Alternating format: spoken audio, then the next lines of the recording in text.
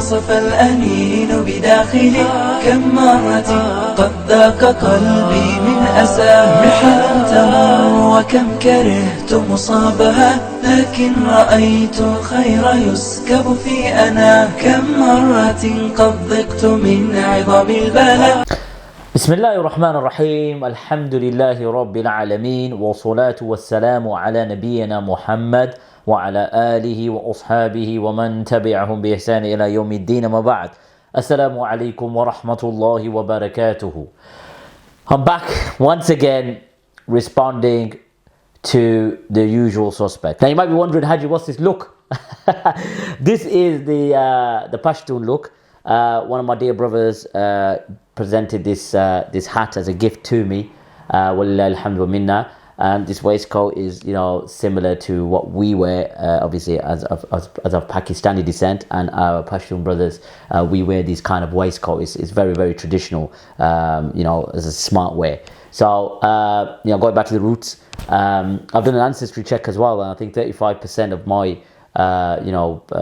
DNA test was from Central Asia, which included parts of Afghanistan. So I don't know, maybe I look Pashtun, maybe the ginger beard, I don't know what's going on. Now a bit of background, okay? Let's present a bit of background so you would understand why Hajji is responding and what led to this response and what's transpired basically. I had a message from a dear brother of mine, and he said to me, Hajji, look, I'm involved in a group and they want to know your stand from your own mouth, okay? What you believe about Khurooj, what's your position, whether you're tied in with the Takfiriyun. Basically just want to know where I stand with all of this, because obviously it seems that they were very, very concerned due to certain complaints and whatever the situation may be. So I decided, no harm, let me send a voice note to the brother in question, and then he'll forward it on to the group that he's involved in. So I said, look, no problem, I'll get this done. So I received a response back through the brother in question, and the brothers, who are very respectable, said, okay, Hajji, thank you very much for the message. We appreciate you giving your time. Very mutual, very respectable, and I got a lot of time for those brothers, even though I don't know them personally, but it's been very respectable. The intermediary, the brother in between, has been sort of going back and forth with us, and it's been very, very respectable. So I left it as out. SubhanAllah, the brothers wanted to know where I stand. So I thought, let's get it out there. Let these brothers obviously hear it from me directly, and I left it as it is. Funny enough, and again, this is all consensual. I said you could send my voice note to whoever is involved. You could send it to whoever. So whoever they know, I don't have no problem in you sending my voice note to them, because at the end of the day, they want to know where I stand. Here it is, 10 to 15 minutes, or even probably 20 minutes of Hajji speaking himself. So I thought, job done, voice note gone, let's move on. I then received a message from one of the brothers who said, Hajji, look, there's a video response to you. And I said, look, what do you mean? I'm used to it. They're very, very forceful. Like, their position is the only position. They've never been challenged before, you notice. So with this particular issue of rebellion and Khurooj and etc., they've never been challenged. It's been one-way traffic. They've been, translating certain works that fits their agenda, that fits their methodology, that fits their position of, bootlicking and whatever you want to call it. So me, coming out and, responding and doing over 10 hours, probably even more, worth of evidences, worth of videos. Now I had a disclaimer, it's going to be a lengthy video. So if I say anything disrespectful, or it may be perceived as disrespectful, then I apologize, okay? So let's listen to Khalid Green first of all, okay? And you will see where the problem lies, okay? And when you watch it, you'll say, okay, then this is where the problem is. Okay, let's have a listen. They oppressed me in a very bad way.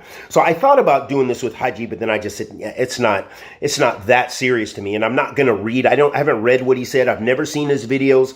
I never seen what he has to say about me. I just seen the couple of flyers that people have sent to me. Now, as you heard, Khalid Green said, he doesn't read, meaning what I've posted or what I've tweeted, and he's never watched my videos.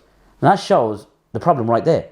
In order to respond to your opponent, you don't rely on a voice note that's been sent and then you base a video because you're so dogmatic and programmed. How you respond is what you've been taught. That's it. So whatever you've been taught, whatever you've gathered as research, you've responded based on that. You haven't watched my videos. Now, this is such a problem because when you see the abundance of evidences that I present, now you're going to have no choice but to watch this video because it's addressed to you. Now, this is what you should have done before responding to me. The minimum respect that you could have shown me was that you watched my videos and then countered whatever discrepancies that you thought needed to be responded to. All you did, in essence, was responded to my voice note. That's ridiculous. That is strange, to say the least. So, what we're going to do is, we're going to now present, because you haven't watched my videos, I'm going to present to you the abundance of evidences that refutes your claims. You made a huge error, mate. You made a grave error. You didn't watch my videos, and it's going to be telling when the video continues and the evidences that we provide to show you that, honestly speaking, Brother Khalid, it's very, very poor on your behalf. And what he does is he makes tabdi' on me by saying I'm not part of Ahl Sunnah wal Jama'at. Now, these people are not part of Ahl Sunnah wal Jama'at. So if you watch the first 4 minutes, he speaks about myself, rants on a bit, and then he mentions that these people are not from Ahl Sunnah wal Jama'at, and he makes tabdi' of me. So have a listen. And not belittling Muhammad ibn Abdul Wahhab and saying that he's a takfiri, or saying that he's the father of ISIS and all this other nonsense. That's exactly what the disbelievers say. But then they go further and they say Muhammad sallallahu alaihi wasallam is the father of ISIS. This is what they say. So you're steps behind them. They just go to the level of kufr, you just go to the level of bid'ah. But as we'll see during the course of our discussion, that is not what you call in Islam a hujjah. And it is not befitting for the talib al-ilm, the student of knowledge, or the tawalib al-ilm, the small, minuscule student of knowledge, to bring up these kind of issues and be a source of fawda. And we're going to show you why that these people are not from Ahl Sunnah wal Jama'ah. So as you heard, he first said that these people are not from Ahl Sunnah wal Jama'ah. Now the video is about myself, as I mentioned per the backdrop, so he's making tabdi' on me, saying that I'm not part of Ahl Sunnah wal Jama'ah, so I'm part of Ahl Bid'ah. And then he went on a bit of a rant, he got a bit emotional. Then he said, because I criticized Muhammad ibn Abdul Wahhab, and I'm going to show you exactly what I mean by takfiri tendencies, and Muhammad ibn Abdul Wahhab being the father of ISIS, which I believe he's the forefather of ISIS. I'm going to present a few quotes. I've done 3 videos on it. I'm going to do my third one, I've done 2 videos. I'm going to do a third part 3 as well. So it just shows, mate, you're just speaking with emotions. If you were to watch my video, which you haven't, as you just admitted, you haven't watched my videos. Now let's start the video. Okay, let's start the video.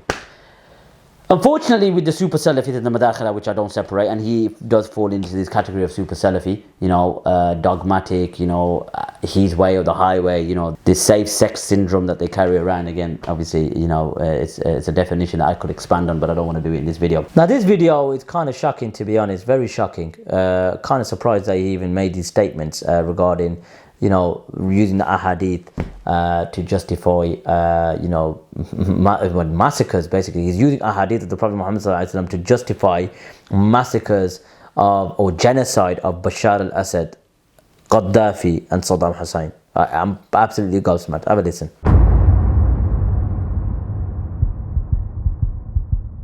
What should we do if it's a rebellious leader? That means he's doing a Bashar al-Assad or Saddam Hussein. He's doing all this, a Gaddafi on us. He's oppressing us. He's stealing our money. He's beating our back. He's killing us. What should we do? The Sahabi, radiallahu ta'ala, one of the companions, asked the Prophet ﷺ, should they fight the oppressive leaders by the sword? He replied, la, as long as they observe prayers. So there you go. So basically, he's endorsing massacres of Bashar al-Assad, who's killed nearly enough 500 to 600,000 people, barrel bombs, chemical attacks. He's saying, justifying it using the hadith of the Prophet ﷺ by saying, if they do that, and Saddam Hussein with the Halajja gas attacks, Gaddafi, what he did during these, reign at the end, what he did to the Libyan people, he's endorsing these massacres using the hadith of the Prophet ﷺ. So first of all, the hadith he translated was incorrect, and we'll get to that first. Then we'll sort of, I'm just shocked at how he even made the hadith he quoted, and how he did istinbat of that hadith by saying, okay, the Prophet ﷺ says, obey your rulers, even if shall we fight them with the sword? He goes, no, as long as they observe prayer. It's not observe prayer. You got that wrong, mate. Okay? So if you're going to transmit the hadith, transmit it accordingly, not by adding your spin into it. So let's just present that first and foremost. As you can see, I've got in my hand Sahih Muslim, okay? Sahih Muslim. And the hadith number is 1855. Okay, that's the hadith number, okay? as you can see, the hadith, it states that there'll be leaders. The best of your rulers are those who you love and those who love you, who invoke Allah's blessings upon you, and those who obviously, and the worst of your rulers are those who you hate and those who hate you, and who you curse and those who curse you. And then they said, shall we not fight them with the sword, as he said?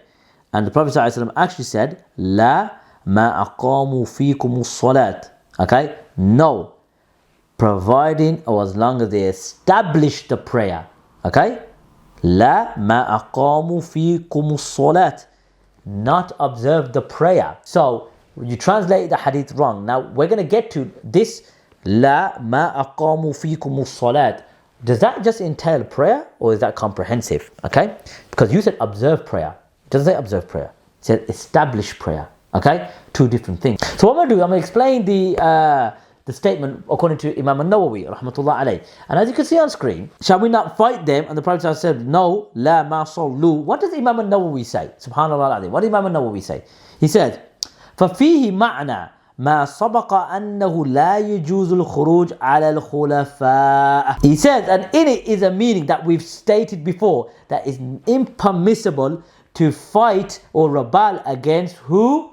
Khulafa'a. Provide, and not because of their oppression or their fists, providing they don't change anything from the foundations of Islam. Okay, so as you just read from Imam al-Nawawi rahmatullah alayh, in connection to La ma sallu, he said observe the prayer, but it's actually established the prayer. He said this is the meaning that, and what we preceded before, that it's impermissible to rebel against the what? Khulafa'a. So when he said La ma sallu, that means the khulafa'a. So in essence, does that apply? And I'm not saying you disobey them. I'm saying the actual siyaq, the context of these aqwal were intended for a khulafa'a which rule by sharia. Okay? This is what it means. Now, he said, okay, and as you, and we'll play it back in terms of Bashar, etc. So we just get your mind fresh. Have a listen. What should we do if it's a rebellious leader? That means he's doing a Bashar al-Assad or Saddam Hussein. He's doing all this, a Gaddafi on us. He's oppressing us. He's stealing our money. He's beating our back. He's killing us. What should we do? The Sahabi, radiallahu ta'ala, one of the companions, asked the Prophet ﷺ, should they fight the oppressive leaders by the sword? He replied, La, as long as they observe prayers. So as you said, Bashar, even if they're doing a Bashar on us, doing a Gaddafi, doing a Saddam, we still have to obey, and he quoted that hadith. Okay? Subhanallah al-Azim. So it shows no love for the Ummah. No love for the Madlumeen. They're just pawns for the rulers. They're pawns for oppression. SubhanAllah, what an absolute cancerous methodology you're carrying, Khalid. Wallah. To even make that comparison, are you sane? Are you actually sane? Do you follow what's going on in Syria? And then something along the lines, I'm just looking, this is obviously, today's date's the 20th. It's literally 2 in the morning here in the UK, so I'm just letting you know what time it is as well. You mentioned, in your channel, okay, for some strange reason, I can see you done a video about oppression and torment. قال الله تبارك وتعالى في كتابه الكريم إن الذين فتنوا المؤمنين والمؤمنات ثم لم يتوبوا فلهم عذاب جهنم ولهم عذاب الحريق. Allah subhanahu wa ta'ala says في كتابه الكريم that verily those who cause fitna, who are fitna, who are, who oppress, who kill and destroy the believers, the believing men and believing women, for them is the punishment of the hellfire. And it is a severe punishment in, harik, just being totally burned in the hellfire. وَعِيَاذًا بِاللَّهِ وَإِيَّاكُمْ مِنَ النَّارِ. أحبتي في الله. If mankind were to know and reflect on this verse, this statement of Allah subhanahu wa ta'ala, from the kalam of Allah azza wa jal, the speech of Allah subhanahu wa ta'ala, they would realize the severity of oppression in general, but especially oppressing the mu'mineen wa mu'minat. We do not believe, as far as Ahlus Sunnati wal Jama'ah, in oppressing anyone. Oppression of dhulm is something Ahlus Sunnati wal Jama'ah is free from. It's shocking, it's absolutely shocking that their contradictions are so embarrassing, and it's like Allah subhanahu wa ta'ala is exposing them. On one hand, he's endorsing Bashar chemical attacks and barrel bombs, saying even if he does a Bashar who's killed over 500,000 people. Saddam Hussein, what he did in Halabja and various other places, is oppression. So I'm going to ask you a question now, okay, posed by Ibn Hazm, okay, in his Al-Fisl, okay? So let's see if it's just a salat. We believe where he says, La ma'aqamu fikum as-salat, or kama qal. You will see what I mean when I pose this question. I want you to respond, okay? So as you can see on screen, okay? As you can see on screen, it mentions Ibn Hazm, okay, subhanallah al-azim.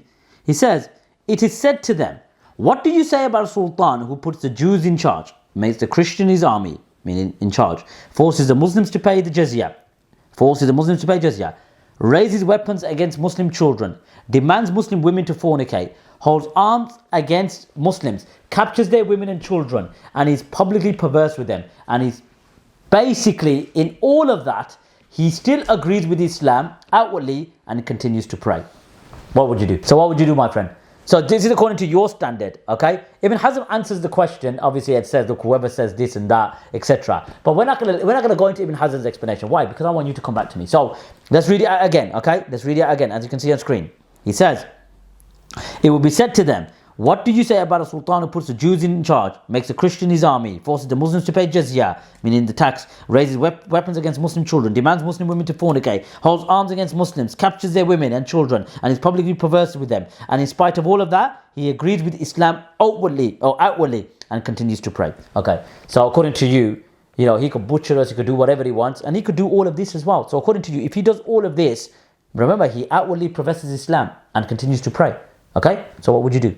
Okay, what would you do? You'll say, still obey him, even if he commits Bashar massacres. And not belittling Muhammad ibn Abdul Wahhab and saying that he's a takfiri, or saying that he's the father of ISIS and all this other nonsense. That's exactly what the disbelievers say. But then they go further and they say Muhammad sallallahu alaihi wasallam is the father of ISIS. This is what they say. So you're steps behind them. They just go to the level of kufr. You just go to the level of bid'ah. So as you heard from Khalid Green, to be honest, what's shocking is how you made the comparison to Muhammad ibn Abdul Wahhab to the Prophet ﷺ. Like, what are you talking about? Muhammad ibn Abdul Wahhab was a takfiri, was the forefather of ISIS, and I'm going to prove it to you now. I'm going to show you his actions, okay? And then you tell me what's the difference between him and the Daesh. So, but you made tabdi' on me because of that.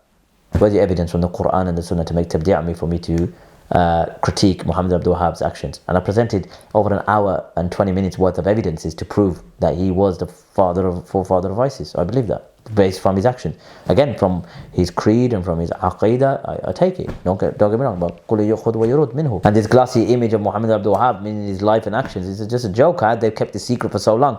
So you made tabdi' on me because of that, and you said this is what they say about the Prophet Muhammad. Says he's the father of ISIS. What are you talking about, mate? So what if the kuffar say that? Who cares? Who cares what the kuffar say? Muhammad Abdul Wahhab is a forefather of ISIS, and let me prove it to you now.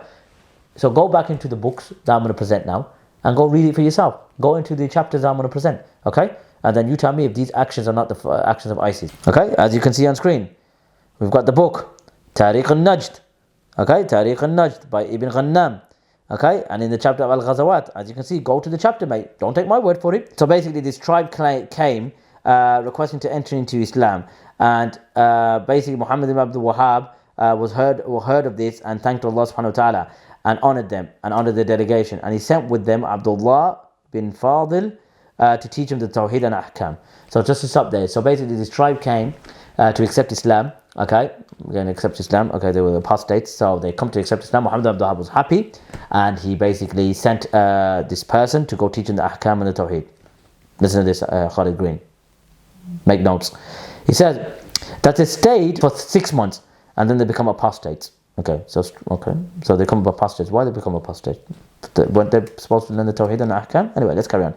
So basically, when Abdul Aziz heard about this, Who's Abdul Aziz? Abdul Aziz is the son-in-law of Muhammad ibn Abdul Wahhab because he married his daughter.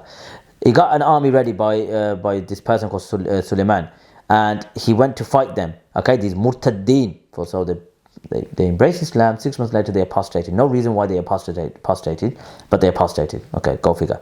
And then they went to them, and he punished them, and he killed many of them, and they were subdued and they were humiliated. So this tribe then requested to enter into Islam. Again, they already embraced Islam, but they were apostates. No reason given. They slaughtered them. So they requested to enter into Islam. So Suleiman accepted, but under the condition that they go to Abdul Aziz, who's the son-in-law of Muhammad ibn Abdul Wahhab. And this is all in the lifetime of Muhammad ibn Abdul Wahhab. So they went to Muhammad Abdul Aziz, and they wanted to accept Islam. And he said, yeah, you can accept Islam, but what you need to do is pay us 3,000 riyals. Okay?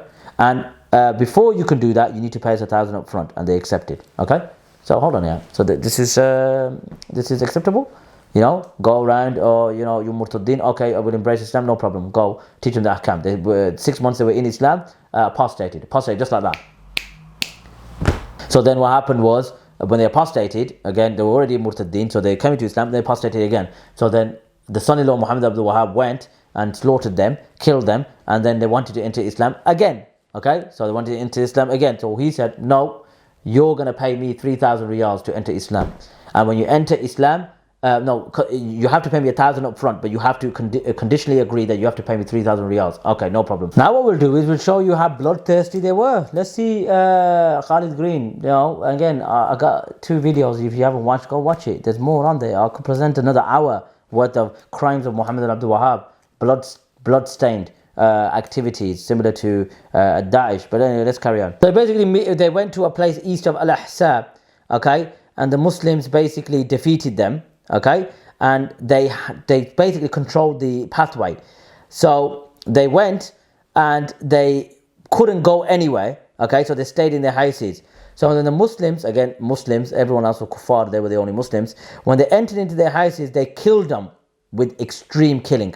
Okay, and they killed 300 men. Okay, so then what happened? The Muslims, meaning the only Muslims on the planet, which was Muhammad Abdul Wahhab and the early Najdiya, they took whatever was inside this village, okay, and they took the money, and they took the weapons, and they took the animals, and they took the equipment, and they took the food. وَكَانَ شَيْءٍ كَثِيرٌ, and there was loads of stuff. So there you go. So don't worry about it. I don't need to present all of it. I've done 2 videos on it already at Khalid Green. Again, so you made tabdi' on me because I criticize Muhammad Abdul Wahhab and his blood-stained ghazawat, which again I quoted from 1167 all the way to 1232. Now Muhammad Abdul Wahhab died in 1206 or 1207, and even then that was bad enough during his lifetime. What happened after from his students and his son-in-law and their kids and his grandkids, you don't want to know, mate. And I'm just making it brief. Now what we'll do now is we'll listen to Brother Khalid, and he mentions that Khurooj is from the matters of i'tiqad. Okay, it's from the matters of i'tiqad. With all due respect, I want to move on from this topic. I've done more than enough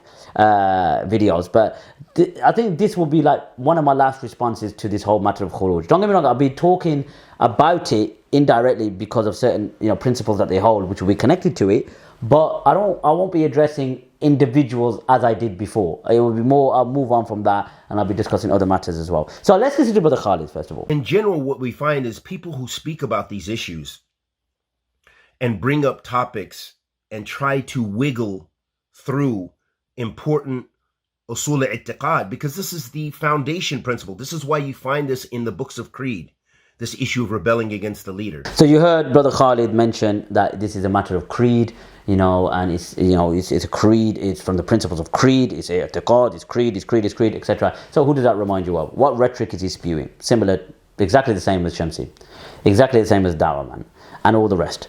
So what he does, okay, after mentioning that it's a matter of creed, now you can't make ijtihad in creed, okay? It's something that's from the foundational, from usul al-i'tiqad. There's no way you can make ijtihad. You would assume so, wouldn't you? I'm sure you studied enough to know that you can't make ijtihad in creed, okay? But guess what? He does a Shamsi. You know what Shamsi said? As Ibn Taymiyyah and the scholars mentioned, that the reason why that some of the Sahaba rebelled is because the hadith wasn't widespread and the books of creed wasn't written yet. Do you remember that? So listen to Brother Khalid. How some of the Salaf, yes, they rebelled. We call that ijtihad. And also we call that a khata, a mistake. So as you heard, okay, so he mentions that Some of the Salaf, yes, they did rebel.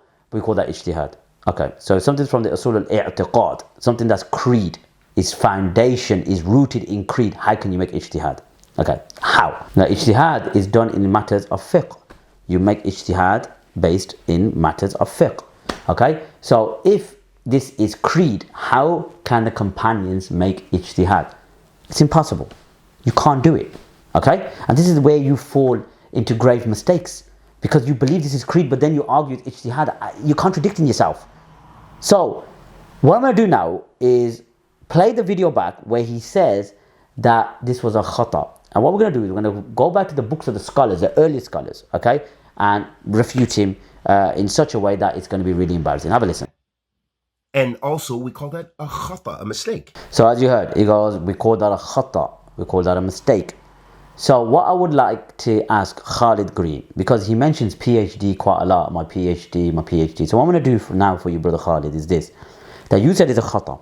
That's a salaf did a khata. Now, have you read the books of the classical scholars? Okay, we're going to go to about the evidence from the Quran and the Sunnah. We're going to present that all as well. What we're going to do is let's present some books from the classical sources to show you that did they view those rebellions as a khata? Because you said it's a khata. You proceeded with no scholars. That was your opinion, okay? So let's now refute you with classical scholars, and many of them as well. As you can see on screen, we've got the book Al-Insaf fi Masail al-Khilaf by Al-Mardawi al-Hanbali, okay? Just to add, you said they made a mistake. So Ibn Aqil and Ibn Jawzi permitted rebelling against an unjust ruler. You said they made a mistake, okay? The Salaf, which includes the companions. And what did they mention? وَذَكَرَ خُرُوجَ الْحُسَيْنِ عَلَى يَزِيدٍ لِإِقَامَةِ الْحَقِّ. That they used and they mentioned how Al-Husayn radiallahu anhu rebelled against Yazid to establish the truth. وَهُوَ ظَاهِرُ كَلَامِ Ibn Razin عَلَى مَا تَقَدَّمْ. He mentions that they mention how Al-Husayn radiallahu anhu rebelled against Yazid to establish the truth, and this is the apparent view of Ibn Razin. Okay, so my brother, okay, you said that they made ijtihad and it was a khata. Ibn Aqil and Ibn Jawzi said that they permit rebelling against an unjust ruler, okay? And we'll get to the evidence from the Quran and the Sunnah. Don't worry about it. We're going to get to that as well. Everything will be covered. Don't think we're just going to quote scholars. We're going to show you where they got this from. Because remember, you didn't watch my video. So the Quranic verse and the ahadith that they used, you're not aware of it. So if you haven't watched my video, then you made the fatal error of not doing your part, of not being sincere to academia by giving your opponent or the person you responded to due justice by listening to his videos, by listening to his arguments, by listening to his evidence. You didn't do that. So we're going to present it all to you because it shows that you're not sincere. Because if you were sincere, my friend or my brother, you would have watched my videos and you responded accordingly. You made blunders. So, Al-Husayn, now I'm going to raise this point as well, Brother Khalid. You said it was a khata. So, Ibn Aqil and Ibn Jawzi said that they permitted rebelling against an unjust ruler, and they used the proof. They mentioned Al-Husayn radiallahu anhu's Khurooj because against Yazid, because he went to establish the truth. Now I'm going to ask you now, you said it was khata. So when Husayn radiallahu anhu went and did Khurooj against Yazid, he was wrong according to you. So Yazid was right to fight him and kill him then. Yep. Let's just put that out there. Because you said they made a mistake, they should not rebel. You went in your video, you mentioned this, you can't rebel. And then you mentioned something crazy as well about Bashar al-Assad and Saddam Hussein and Gaddafi. That shows how, so confused and so misguided you are. Honestly, he's so misguided. But I want to ask you a direct question. So Husayn radiallahu anhu made a mistake because he did Khurooj, according to you. So then Yazid, when he sent Ubaidullah bin Ziyad and sent Umar bin Saad and sent obviously Shimardi Jawshan and various others to fight Husayn radiallahu anhu, he was correct then. He was well within his right to kill Husayn radiallahu anhu. That's from what I gathered from your statement. No doubt about it. Husayn radiallahu anhu was mistaken. So in that case then, Yazid was right to fight him. And secondly, Yazid was right to kill him, according to you. Okay? Can't have it both ways. Let's carry on. So as you can see in my hand, I've got Fathul Bari by Ibn Hajar al-Asqalani. And as you can see on screen, okay? As you can see on screen, Ibn Hajar al-Asqalani quotes Imam al-Ghazali. Okay, and he says that regarding those that rebel are of two types. The first that rebels according to their deviant beliefs, and the second is of two types. Hear this, Brother Khalid. Okay, take notes because remember you didn't watch my video, so that's where you made the fatal mistake. Imam al-Ghazali, Hujjat al-Islam, says the second is either rebelling to take over and not according to their beliefs, and they are of two types. So that second group is of two types themselves. The first rebelled angrily for their religion due to their oppression of their leaders, okay, and them not acting according to the Sunnah. What are they? فَهَؤُلَاءِ أَهْلُ الْحَقِّ. They are the people of truth, okay. And who was amongst them, Brother Khalid? وَمِنْهُمْ الحسين بن علي وعلى المدينة في حرة والقراء الذين خرجوا على الحجاج. And amongst them was Hussein radiallahu anhu, or Hussein bin Ali, and the people in Medina that rebelled at Harra, meaning the Battle of Harra, and the reciters that rebelled against Hajjaj. And the second group, they rebelled seeking authority only, whether they had a doubt or not, they are Bughat. Okay, so here you go. Fathul Bari by Ibn Hajar al-Asqalani, confirming that Hussein radiallahu anhu was from amongst the people of truth. Okay, from amongst the people of truth. You said they made a mistake, the Salaf. So Al-Ghazali, Ibn Aqil, Ibn Jawzi disagree with you, mate. Those who rebelled can be from amongst the people of truth. I'm going to get to that as well about the Bughat and stuff. But we're going to get to the evidence from the Quran and the Sunnah as well to show you where the Salaf got it from. Because the Salaf, just by their actions alone, we don't use that as proof. What did they use as proof to rebel? Because the Salaf were Imams, akhi. The Salafs are the Imam of the Salaf, or the Imams of the Salaf, were the best of this Ummah, meaning the first three generations, which included the Sahaba radiallahu anhum. So are you telling me that they rebelled just for the sake of it? Like, no evidence whatsoever? Behave yourself. Okay, let's carry on. So as you can see on screen, we got the book by Ibn Imad al-Hanbali. And he mentions Ibn Imad al-Hanbali, وَنَقَلَ الْإِتِّفَاقِ أيضا على تحسين خروج الحسين على يزيد. He mentions that it's been transmitted with agreement. Also, the quote before mentions Ali radiallahu anhu fighting the Khurooj, that it's been transmitted with agreement also that the rebellion of Hussein was acceptable. Okay, was acceptable. And what else? وَخُرُوج ibn Zubair, and the rebellion of Ibn Zubair. Key words, نقل الاتفاق. There's been a transmission of agreement. What have you been reading, Brother Khalid? Again, it just shows you're dogmatic. You're following this Super Salafee wave, this, programmed syndrome that's been obviously taught to you by those who are, kind of slaves to the rulers. But again, obviously, it's your issue if you can't carry out proficient research. And what else? وَعَلَى الْحَرَمَيْنِ عَلَى بَنِي أُمَيَّةَ. And the two harams that rebelled against Bani Umayyah. تحسين نقل الاتفاق. Pay attention, Brother Khalid. وخروج ابن أشعث ومن معه من كبار التابعين وخيار المسلمين على الحجاج. And those who rebelled with Ibn Ash'ath and those with him from the best of the tabi'een and the best of the Muslims against Hajjaj. Let's carry on.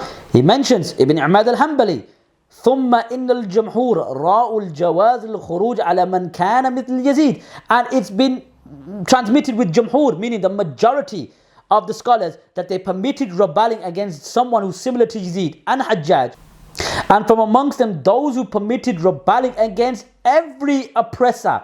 So, as you can see, Ibn Imad al-Hanbali confirming that it's been naqal al-i'tifaq, it's been transmitted with agreement that the rebellion of Hussein was totally acceptable, and the rebellion of Ibn Zubair, and those who were with Ibn Ash'ath, and the best of the tabi'een, and the best of the Muslims. So you tell me, you said they made a mistake, didn't you? Let's have a listen.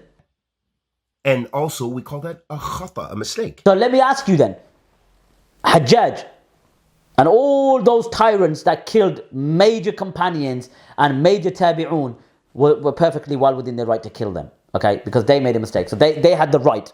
Whether you accept or agree with the final decision, meaning they could have done it better, they could have arrested, but your Shar'an, they had every right to kill them because they made a mistake. So they deserved whatever happened to them because they rebelled, they went against the text, Asur al-I'tiqad, etc., etc. Let's carry on. As you can see on screen, we got the book Kitab al-Furu' by Ibn Muflih, and he mentions, as you can see, near enough, word for word, identical what Al-Mardawi al-Hanbali mentions. And he goes further. Obviously, he mentions Ibn Aqil ibn Jawzi permitted rebel against the Imam that's unjust, and they mentioned the rebellion of Hussein against Yazid to establish the truth. You said it was a mistake. Don't know where you got that from.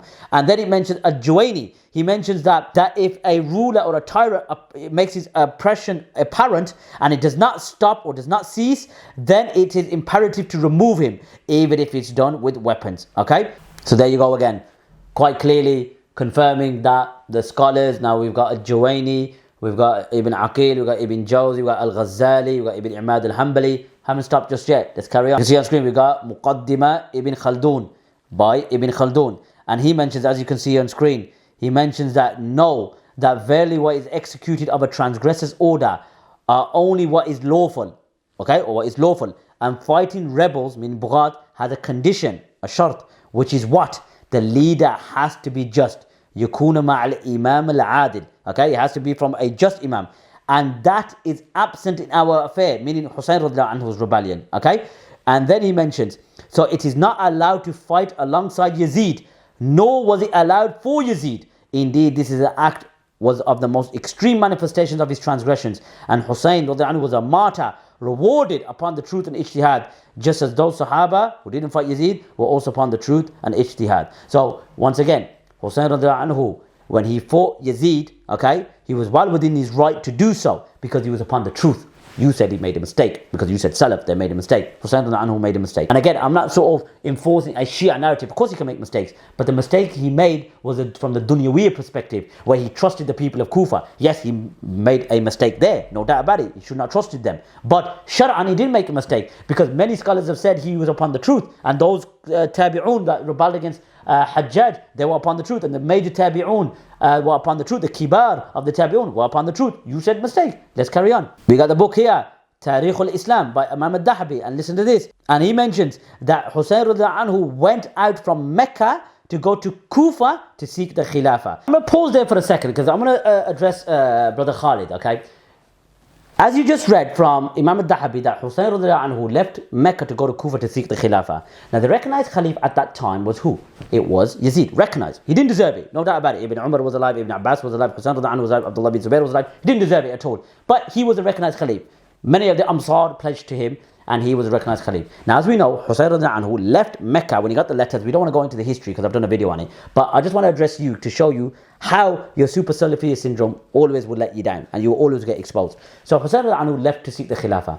Let's now present a hadith for you, okay? As you can see on screen. So Arfajah is narrating this hadith as you can see on screen, and he says that the Prophet ﷺ says, whoever or anyone who tries to disrupt the affairs of this ummah while they are united should strike him with the sword, whoever he may be. Okay? Whoever he may be. And then the hadith as well, as you can see, the third hadith, the Prophet ﷺ said that Arfajah obviously narrated, he goes, whoever comes, man atakum wa amrukum jami'un ala rajulin wahidin yuridu an yashukka a'sakum aw yufarrika jama'atakum faqtuluhu. And the Prophet ﷺ says that when you are united upon one man as your leader, you should kill anyone that tries to undermine your solidarity or disrupt your unity. Okay? So let me ask you a question then. So Hussein radiallahu anhu sought to rebel, and we know he got bay'ah, etc. The whole story, I've done a 56-minute video which basically debunks all your nonsense, the ones that try to claim that Hussein radiallahu anhu did not do Khurooj. Moving forward, and just trying to raise this point, because I got so much to present, wallahi, I don't want to rush, but it just shows you haven't watched my videos. This is the cardinal sin. You haven't watched my videos, Brother Khalid. How can you respond to a 15 to 20 minute voice note and you're responding with just your rhetoric, which is all rhetoric that you've been spewing, not you personally, but just the Super Salafee rhetoric that you've been spewing for the past bloody 20 years. I'm not talking about you, I'm talking about the rhetoric. And you haven't watched my videos. And this is now going to expose you so badly that I've got so much to present. So I just want to be very, very quick. And I don't want to be focusing on too many points. So the question to you is now is, Hussein radiallahu anhu rebelled. The affairs were with Yazid, okay? Even though he wasn't deserving, but the Ummah were united upon him. Hussein radiallahu anhu rebelled against him. Did he deserve to be killed as per this hadith? Because you said he made a mistake. So per this hadith here, okay, which is also in Bab al-Imara, meaning from Sahih Muslim, I'm going to get to that as well. So Hussein radiallahu anhu, according to you, not to me, because Hussein radiallahu anhu was upon the truth, didn't make a mistake, the people of Kufa let him down, etc. But he was well within his right to rebel, okay? He thought he had the manpower, he made obviously an error in judgment there, but Shar'an, no. You believe that Hussein radiallahu anhu deserved to be killed as per this hadith. Because this is from the Prophet ﷺ. He said, if you're under one leader, and they were under one leader, Hussein radiallahu anhu wanted to obviously rebel. Now according to you, that will be dividing the ummah, or dividing the unity, dividing the rank, or dividing the solidarity. Then obviously Prophet ﷺ kill him, whoever he may be, can. Okay? So you believe Hussein radiallahu anhu deserved to be killed, okay? Just get that out there. I'm sure you do, because then you're spewing this nonsense, and when he gets thrown back in your face, when your technicalities don't work, or your childish technicalities and distortions don't work, then you'll start presenting another technicality. No, mate, we see right through your BS, okay? This is hadith of the Prophet Muhammad sallallahu alaihi wasallam. So why doesn't Hussein radiallahu anhu fit this criteria according to you? To me, he doesn't, but why doesn't it to you? Okay, let's carry on. Now what I'm going to do is I'm going to present to you, because he said the Salaf that did rebel made a mistake. Okay, made a mistake. Okay, it was a khata in ijtihad, in creed. I don't know how you can make ijtihad in creed, but go figure. Now as you can see, I've got the book in my hand, Al-Fisl by Ibn Hazm. Now, as you can see on screen, Ibn Hazm brings about 50 names from the Sahaba radiallahu anhum and the Tabi'un and the Atba Tabi'un that what? As you can see, so here's the first page. Here's all the names. Just look at it, my friend. Take notes. Take a screenshot. Educate yourself. Make sure that you don't make the same mistake as you did last time, which is not watching my videos. There you go. Page 2. Here's a number of names for you. Okay. I'm just going to leave it on screen for you. You read it. I'm not going to distort anything. You read it. Okay. Next page. There you go. And then Ibn Hazm mentions, subhanallah al-azim, he mentions, فَأَنَّ كُلَّ مَنْ دَكَرْنَا مِنْ قَدِيمٍ وَحَدِيثٍ. He goes, what we mentioned from the new, or from the later to the latter, meaning from the Sahaba anhum and then to the end to the Atba Tabi'un. إِمَّا نَاطِقْ بِذَلِكَ فِي فَتَاوَاهِ وَإِمَّا فَاعِلْ لِذَلِكَ. He mentioned Ibn Hazm that either all of those, Sahaba or Tabi'un or Atba Tabi'un, either they spoke about rebelling or legitimizing rebelling in their fatwa, or they actually rebelled with their actions. So either they did it with their fatwa, permitting it, or they actually went at it themselves. So here you go. Ibn Hazm clearly confirms that 50 plus companions, tabi'un, atba tabi'un, either legitimized rebelling from their fatwa, or they actually did it themselves by unleashing their swords to the munkar that they saw. Okay, so all of them made mistakes. Okay, all of them made mistakes. We've confirmed by many ulama that they actually permitted, and we confirmed by many ulama that those that rebelled were upon the truth. So you tell me, Brother Khalid, where have you got this from? Now you're going to mention contemporary scholars, but I'm not inclined towards those contemporary scholars that are borderline slaves of the rulers. Now again, my visiting the rulers videos will show you what the Salaf thought about those who visit the rulers, who are close to the rulers. Again, you want to quote Salaf, okay? You want to quote Salaf, I'm going to show you what the Salaf, how the Salaf viewed Salaf. I'm going to show you what the Salaf, how they viewed it. So all those scholars that I treat with suspicion, I've got Salaf, mate. I've got Salaf, major imams of the Salaf that said about those scholars who visit the rulers. Then what you're going to say? Then what's going to be your answer? Okay? Don't worry about it. All those videos are coming. I'm not going to address you in it. Like I said, I'm going to move off from that. But it's only going to be a matter of time when all those videos are going to come out, and you've had a good run. 20 plus years, you've had a good run. The only reason I'm doing this video right now, Brother Khalid, is because you admitted you don't watch my videos. I'm teaching you. I'm giving you the evidences. Go get them checked. Go get them verified. Because at the end of the day, it's not my word. I'm quoting grand ulama. Again, this is probably new to you, isn't it? Because you've been systematically programmed. And unfortunately, it is what it is. And the crux of the matter is, we've had enough of technicalities and childish distortions. It's enough. We're going to present it all today. So again, the evidence from the Quran and the Sunnah, we're going to give you that as well, because you haven't watched my videos, mate. Because there were from the Salaf who made Khurooj, from the Tabi'een, Tabi'een, and others throughout history. That's not called dalil in Islam. In the Shar', it's not called dalil. That ijtihad is not ghayr maqbool. It's not accepted. And there's other reasons for that, but it's just not, you can't follow that. You can't use that as dalil, say, well, some of the Salaf did it, I think I'll do that. What about the Sahaba, radiyallahu ta'ala? He's saying, some of the Salaf did it, you can't use it as dalil, and says, but what about the Sahaba, radiyallahu anhum ajma'in? Habibi, the Sahaba rebelled. The Sahaba rebelled against the oppressive rulers. Hussein radiyallahu anhu rebelled. Abdullah bin Zubair rebelled. Nu'man bin Bashir rebelled. Abdullah bin Handala rebelled. Habibi, what are you talking about, mate? You haven't got a foggiest clue of what's going on. So that just shows right there, actually, you are programmed. A clue of what's going on, mate. But what's worse is, you said that it's a matter of creed, it's a sort of etiqad, that's what's mentioned in the creed book, Khurooj's creed. Then you said, Sahaba made ijtihad. How can you make ijtihad in matters of creed? Don't get it. Now what you say is, you contradict yourself again. Let's listen. That is ta'a mutlaq. We obey those nusus from the book and the Sunnah. That's doors closed. There's no ijtihad, imam al-nas. Okay, maqil. There is no ijtihad, there is no reasoning and going when you have a clear text. You can't You know, and also ijtihad yusadam an-nas, that it contradicts the nas and it goes in, you know, this is unacceptable. Okay, hold on now. So there's no ijtihad, there's no reasoning when you have a clear text. So the Prophet ﷺ said don't do khuruj. There's many ahadith, there's clear text. So you said the Sahaba radhiyallahu anhum made ijtihad, but now you're saying that the Sahaba radhiyallahu anhum can't make ijtihad because there's a clear text. So it's a matter of creed. Sahaba made ijtihad, contradiction. Sahaba made ijtihad, now you can't make ijtihad when there's clear text. So there was clear text. The Prophet ﷺ said, obey your ruler. Again, it's nuanced, it's obviously, you know, it's more diverse and more, you know, there's understanding and explanation that's required. But Sahaba radhiyallahu anhu are not allowed to make ijtihad now. So the first you said they can make ijtihad, now they can't. So let's play back all those clips, okay, and just show you what an absolute joke this is. Have a listen.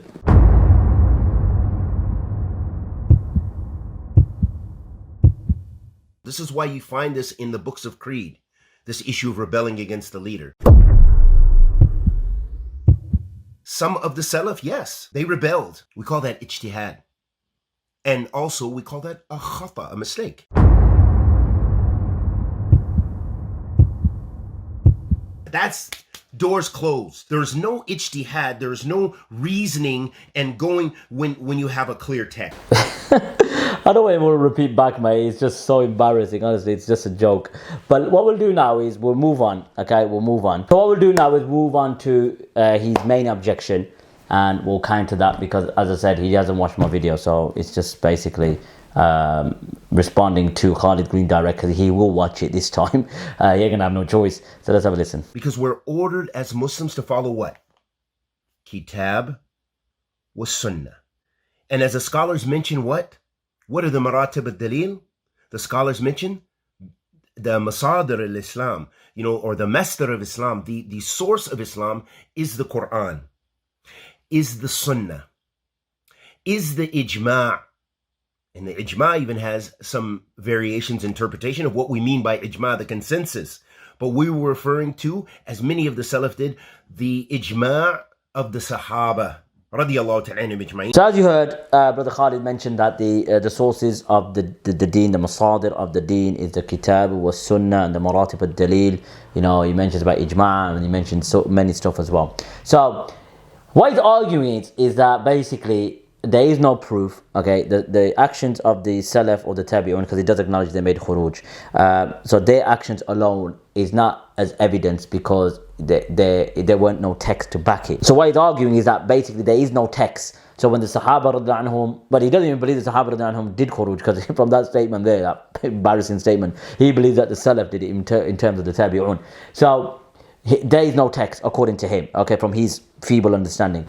So what we'll do now is, again, you haven't watched my videos, mate. And again, I'm going to play that video back. This is how poor this is. Let's listen. So I thought about doing this with Hajji, but then I just said, yeah, it's not that serious to me. And I'm not going to read. I haven't read what he said. I've never seen his videos. I've never seen what he has to say about me. I just seen the couple of flyers that people have sent to me. So he hasn't watched my videos, you see. So all this information is new to him because he hasn't watched my videos. He doesn't know the evidence his brother Hajji brings. So let's now present, when the Salaf did Khurooj, did they do Khurooj based on emotions? Did they do Khurooj based on how they felt? Okay?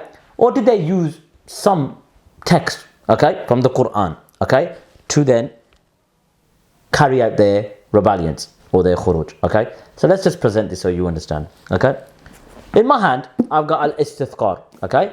Al-Istithqar by Ibn Abdul Barr Al-Maliki. Go to your library, and go check it, okay?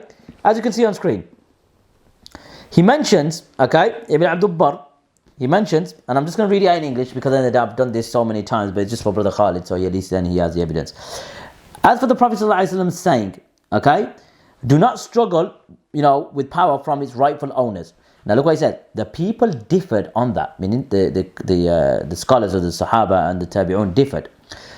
Some say that the rightful owners are people of justice, goodness, gracefulness, piety, and power to exercise these. These are the people you do not struggle in power with. As for the people of oppression, sinfulness, and oppression as well, those people do not have a right to leadership. Their evidence now, he says what? وَاحْتَجُّ بِقَوْلِ اللَّهِ عَزَّ وَجَلِّ إِبْرَاهِيم. Their statement is the statement of Allah to Ibrahim. So they use the Quranic ayat. Okay. Now, first of all, it doesn't mention who used this evidence, but you'll see later on, Brother Khalid. Again, do some research, do some better research. And that was the ayat where Allah subhanahu wa ta'ala said to Ibrahim, indeed, I will make you a leader for the people. And Ibrahim alayhi salam said, and of my descendants. And Allah subhanahu wa ta'ala says, my covenant does not include the wrongdoers. And a group of the Salaf al-Salih went with this stance. And some honorable people that followed them, including the Quranic reciters and the scholars from the people of Medina and Iraq. And what? Now, Brother Khalid? وَبِهَذَا خَرَجَ Ibn Zubair وَحُسَيْنُ عَلَى الْيَزِيدِ. And because of this, Ibn Zubair rebelled, and Husayn bin Ali, and the best of the Tabi'un, okay, or the best of the people of Iraq rather, along with their scholars, against Al-Hajjaj. And the people of Medina also rebelled against Bani Umayyah. Okay, we're going to go on to the next part as well, which the waste paper of the rulers like to use, thinking that we're going to overlook it. So, Brother Khalid, okay, Al-Istithqar by Ibn Abdul Barr. You said there's got to be from the Maratib al-Dalil, from the Masadir. And what does Ibn Abdul Barr confirm? That the Salaf al-Salih used this Quranic ayat as evidence to rebel. Okay, so it wasn't based on emotions. It wasn't based on, like getting inclined towards rebelling based on people's sort of, a chance, etc. No, they used the Quranic ayat, and that was the Quranic ayat they used. So just for reference, my friend, when you start to respond to anyone, go check their evidences. Okay, so there you go, Ibn Abdul Barr. Okay, now we've confirmed now that the Salaf al-Salih used the Quranic ayat, as Ibn Abdul Barr said. A group of the Salaf al-Salih went with this stance. And who was that from amongst them? وَبِهَذَا خَرْجَ Ibn Zubair وَحُسَيْنُ and Husayn. Because of this, they rebelled. So from the Quranic ayat, my friend. Okay? So you didn't know this. Now, the waste paper of the rulers and the Super Salafees try to use the next quote to say, oh, but look at this. But what they don't know is they shoot themselves in the foot when they try to use this. As you can see on screen, okay? It mentions that using this and similar statements like it, a group among the Mu'tazila also go with this view. It is also the view of the Khawarij. Now we ask you this. You go, look, but this was the view of the Mu'tazila and the Khawarij. Okay, so that's the case. Let me ask you a question now. And it's just poor they even try to use this, but they're desperate, you see. They're desperate. Their foundation's been shaken, they're panicking, they're in frantic mode. They go, oh, bloody hell, Hajji exposes. But look at this. Technicalities, childish technicalities. Okay, so we ask this. Using this and similar statements, okay, like it, a group among the Mu'tazila, extreme rationalists, also go with this view. It is also the view of the Khawarij. So the Khawarij use this view, and the Mu'tazila, they also go with this view and similar statements. That they use this, using this and similar statements.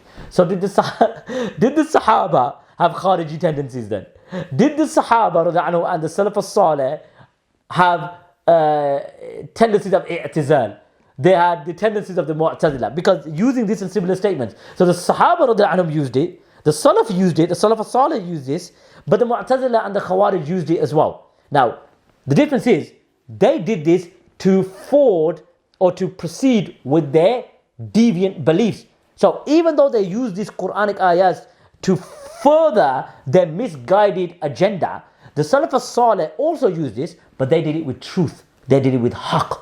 They did it with, using the correct understanding.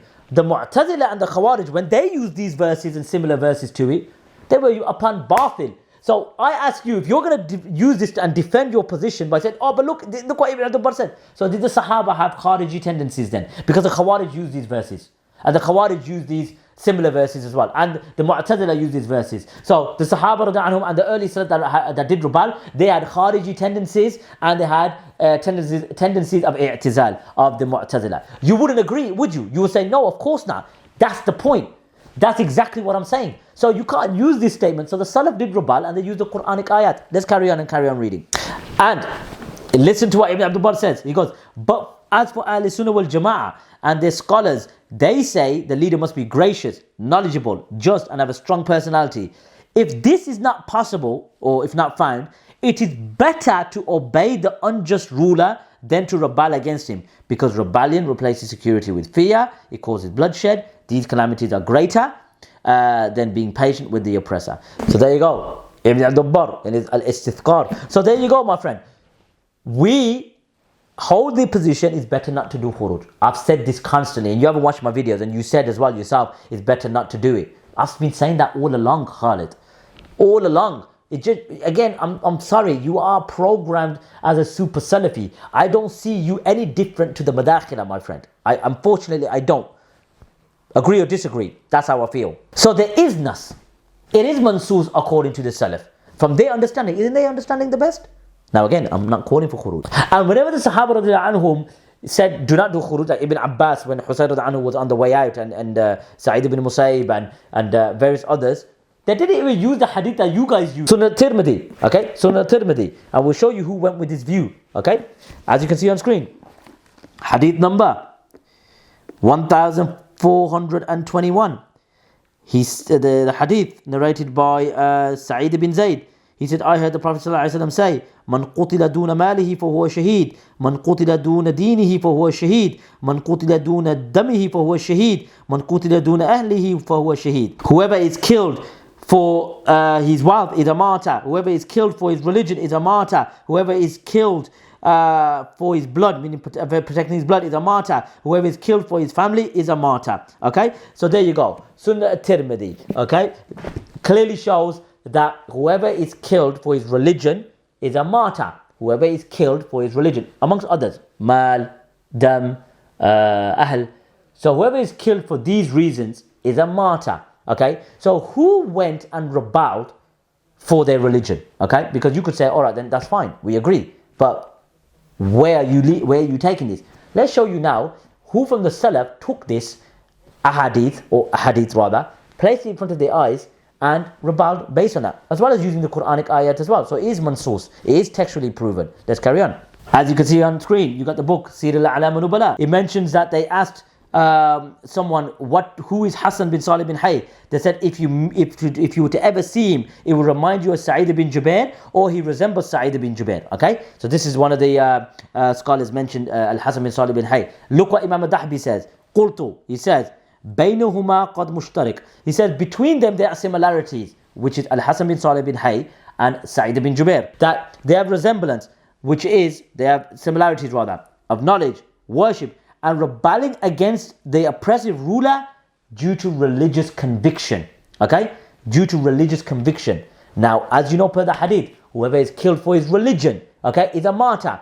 Now, Hajjaj bin Yusuf al-Thaqafi was oppressing. Okay, so when Hajjaj bin Yusuf al-Thaqafi was oppressing, the noble companions used the Quranic ayat as per Surah Al-Baqarah, when Allah subhanahu wa ta'ala said to Ibrahim, my covenant does not extend to the oppressive people, and they used that Quranic ayat to rebel. Then you got Sunnah Tirmidhi, which mentions, and there you go, here's the two books just in case you're wondering where they are. So whoever rebels for the sake of his religion, for his wealth, for his power, for his family, for his blood, the Salaf, don't you think they just rebelled for the sake of it, or did they rebel based on text? Mansoos. So when they rebelled, do you think they rebelled without any textual proof? They were the best of the ummah. So don't think they rebelled based on emotion. That's what you're insinuating. But we proved the Salaf rebelled due to text, due to the Quranic ayah. We got the book Majmu' al-Fatawa, okay, by Imam Ibn Taymiyyah, Shaykh al-Islam. And it's mentioned under the chapter Kitab Qital al-Baghi, that the fighting of the rebels. And Ibn Taymiyyah mentions, subhanallah azim, he says, and he mentions also that the Prophet Muhammad sallallahu alaihi wasallam ordered fighting the Khawarij before they fight you. And as for the people of Baghi, okay, Allah subhanahu wa ta'ala says in the Quran, so what is the ayat? The Baghi as part of the Quran, that if a two group of believers fight, they make peace between them. And if one of them transgress over the other, then fight the one that transgress until they come to the commandment of Allah. And the ayat continues. So it's not been ordered to fight the Baghi at the start.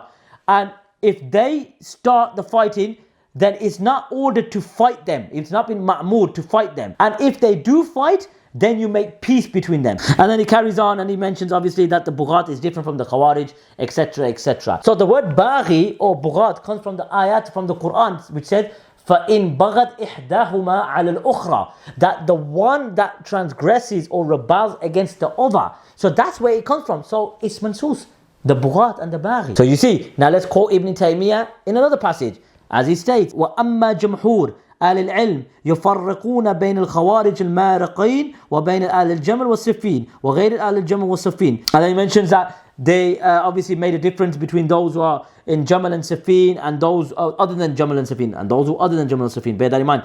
And they are bughat who have interpretation, and this is known amongst the Sahaba and the general population of the Ahl al-Hadith and the Fuqaha, the Mutaqallimin, and this is textual, okay, amongst the Imams and those who follow them from the companions of Malik, Ahmed, Shafi'i, and other than them. So there you go. So bughat, baghi, okay, mansus, those who rebelled against the tyrant rulers, they used the Quranic ayat as approved, and the hadith. Sa'id ibn Jubair did it tadayyunan. He didn't do it just because he was, because of a personal sort of vendetta. No, he did it tadayyunan, as per the hadith. Whoever's killed for his religion, they did it for the deen, because Allah subhanahu wa ta'ala did not order the dhulm. What you should do is listen to Brother Khalid mention ijma'. Okay, and it just basically is beggars belief that that he's even arguing this or championing this. Have a listen. What about what about what Allah said in His Messenger sallallahu alaihi wasallam? Why do so many of the ulama sunnah refer to it as ijma'? The masadr al-Islam, or the master of Islam, the source of Islam is the Quran, is the sunnah, is the ijma'. And the ijma' even has some variations interpretation of what we mean by ijma', the consensus. But we were referring to, as many of the Salaf did, the ijma' of the Sahaba. Radiyallahu ta'ala anhum ajma'in. So as you heard, he mentions that the ijma' has different variants, but as we refer it, ijma' of the Sahaba. Okay? So if you argue Khurooj, mate, you've got no ijma' of the Sahaba, because the Sahaba, as we just proved, rebelled. Okay? But what we'll do now is as you said, there's different definitions. So let me give you some definitions, okay? So it's not just mere words, okay? As you can see on screen, we've got the book, Rawdatul Nadir, okay? By Ibn Qudama. وَمَعْنَى الْإِجْمَاعَ فِي الشَّرَعِ. That the ijma' or the meaning of the ijma' in the Sharia, اتفاق علماء العصر من أمة محمد صلى الله عليه وسلم على أمر من أمور الدين. He says that the meaning of ijma' in the Sharia, it is the agreement of all the Muslim scholars in one era after the death of the Prophet Muhammad sallallahu alaihi wasallam in a matter connecting to the religion from the religious affairs. على الأمر من أمور الدين, from the commands of the religion. So it shows that there needs to be al-ittifaq al-ulama or ittifaq al-ulama al-asr. There has to be an ittifaq for it to be ijma'. Salaf had no ittifaq, because some did do Khurooj, some didn't prefer it. Hasan al-Basri is one of them. He didn't prefer it, even though he did go out. Obviously, some say at force, but initially he didn't want to go out, but then he did. But I'm saying there is no ijma' from the Salaf. So when you say ijma' Sahaba, you haven't got no ijma' from the Sahaba. Come on, mate. You understand? Let's present another. As you can see on screen, we got the book Al-Aqidatul Wasatiyatu.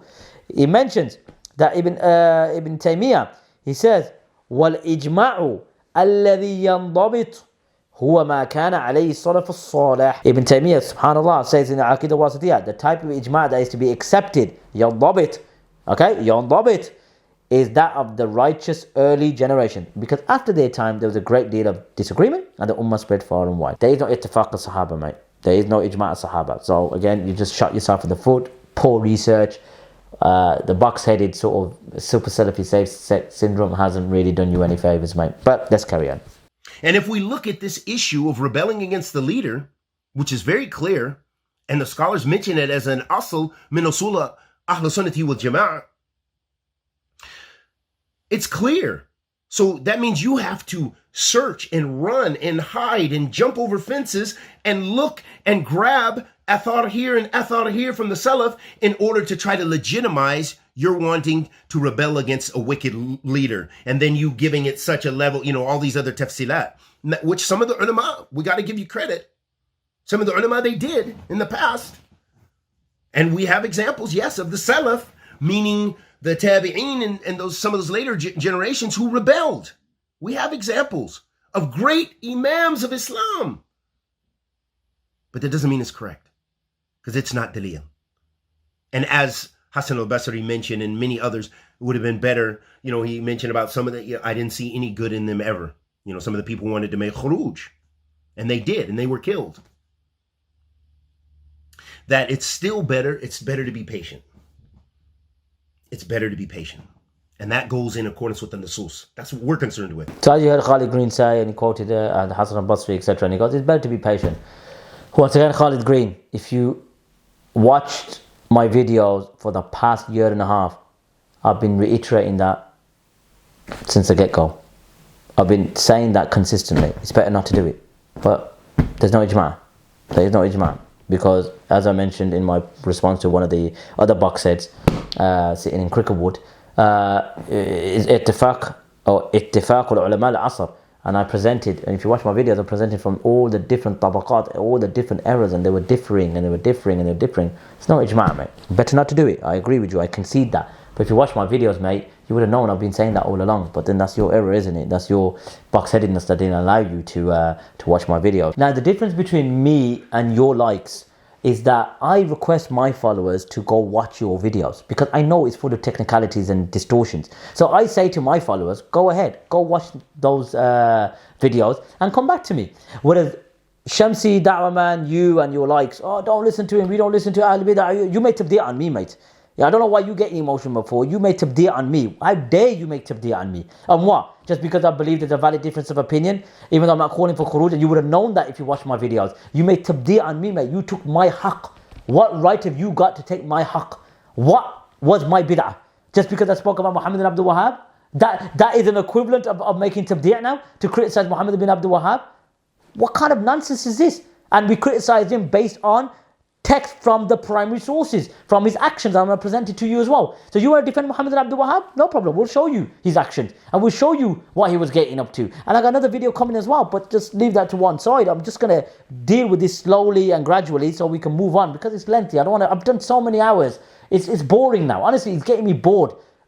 Just accept there's a valid difference of opinion. Khalas, I'm saying not to do Khurooj. It's boring. I've done over 10 hours worth of evidences and you guys can't let it go. It shows you are rooted, your program is like there's a chip in you. You are slaves to the rulers. And this is why the people are waking up from the east to the west.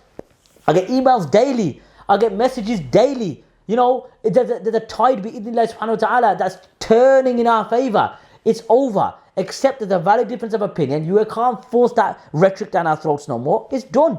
Khalas. As you can see on screen, we got the book Mughni Muhtaj by Khatib al-Shirbini. The rebels are those Muslims. Remember Bughat, we got it from the Quranic verse. فَإِن بَغَتْ إِحْدَاهُمَا عَلَى الْأُخْرَى. Remember, Khatib al-Shirbini says, the rebels are those Muslims who have gone against the head of state, even if it's oppressive. And the rebels are just, according to Al-Qaffal. What are they? They are just. Take notes, Khalid Green. However, Ibn al-Qushayri transmits from the majority of the Shafi'iyya, and that is which is in the great commentary Al-Rawda, Talibin, which I've got, but I don't want to present, it's too much. They are rebels only if the head of state is unjust. You hear that? They are only rebels when the head of state is just. So what happens if the head of state is not just? Work it out, Khalid. Likewise, this is the criteria mentioned in Al-Um and Al-Mukhtasar, in that which is intended is the leader of the legitimate just parties, so there is no contradiction. Listen to this now, mate. The evidence that cited in the statement of the author, meaning Imam Nawawi, in his commentary on Sahih Muslim, rebelling against the head of state ruler or fighting him is impermissible, according to the consensus of the Muslims. However, this consensus has been disputed by the rebellion of Al-Husayn against Yazid, the son of Muawiyah, and Ibn al-Zubair against Abdul Malik ibn Marwan, and they were both supported by a large number of the Salaf. And some said that there was an ijma'. Some said there was an ijma'. What happened there, mate? Consensus is disputed. And they were both supported by the large number of the Salaf. Again, did they use Quranic ayat? Yes, they did. They used a hadith and they used a Quranic ayat. And the Salaf as-Salih understood it that way. What happened, my friend? Ibn Battal, Sharh Sahih al-Bukhari. And he mentions, the fuqaha unanimously agreed that obedience to the imam who sees power by force, sees power by force. So if you seize power by force, then you must have rebelled. Because seizing by power by force is only done with military capabilities. You have the power. Is obligatory. So long as he establishes Jum'ah and Eid prayers, wages jihad, and in most cases treated those who have been wronged fairly. Because obeying him, فَإِنَّ طَاعَتَهُ خَيْرٌ مِّنْ خُرُوجٍ عَلَيْهِ. Because obeying him is better than rebelling against him. Hold on. Better. So it's not haram. It's better, like I've been saying all along. As to calm the masses and to avoid bloodshed. Let's carry on. Ibn Qudama al-Maqdisi in his Mughni, he says what? What does Ibn Qudama say? وَلَوْ خَرَجَ رَجُلٌ عَلَى الْإِمَامِ. Subhanallah, he says, if a man rebels against his ruler and defeats him, the man rebels against his ruler, so he rebelled. So, fair enough. And prevails over the people by the sword. until they submit to him and obey him and they swear allegiance to him, then he becomes a ruler and it is forbidden to fight him. And Ibn Qudama Maqdisi had this position. But you see, there is scope. If people just want to rebel for the sake of power, they can do. There's no issue with that, Khalid Green. You need to do more studies. Let's look at Ibn Qudama al-Maqdisi again, in al-Mughni. Again, mate, you need to study. You need to really carry out your research. Those who rebel against the grasp of the Imam are 4 types. And the first one are those who are like the highway robbers without ta'wil, and they are highway robbers, and they spread fasad on the earth. And it says they cause corruption in the land. And then the second group of people they are also the highway robbers, okay? But they have ta'wil, etc. The third group is the Khawarij, who rebelled due to making takfir. Again, you see how he separated them? And they make takfir of Uthman and Ali wa Talha wa Zubair and most of the Sahaba, and they made their blood halal amongst the Muslims and their wealth. Okay, let's carry on. And the fourth group, Khalid Green, listen. The fourth group, Qawmun min Alil Haq, a group of people from amongst the people of truth. They rebel against their ruler, okay, because of the ta'wil that they do. And it mentions obviously about those who who rebel, okay, those who are bughat also, and they should support the Imam against the bughat. That's what Ibn Qudama's position. Let's show you a difference of opinion again. We got the book from Sheikh Abdullah ibn Muhammad ibn Abdul Wahhab, the son of Muhammad Abdul Wahhab, in Jawab al-Sunnah Nabawiyah. And he mentions the difference of opinion amongst the Sahaba. And as you can see on screen, I don't want to read it out, you could read it out yourself. First page, okay, about those who basically believe that you shouldn't rebel by raising your sword. And then the second group, there you go, all on screen for you. Okay, all on screen for you. You could listen, you could read it, mate. You could read it. So there you go again, Khalid Green. Ample evidence is provided for you, my friend. Okay, ample of evidence is provided for you. So that's it for today's video. Okay, so as I said, I'm going to move on from this topic. It's done, it's dusted, it's buried from as far as I'm concerned. So look after yourselves. Wa sallallahu ala nabiyyina Muhammad.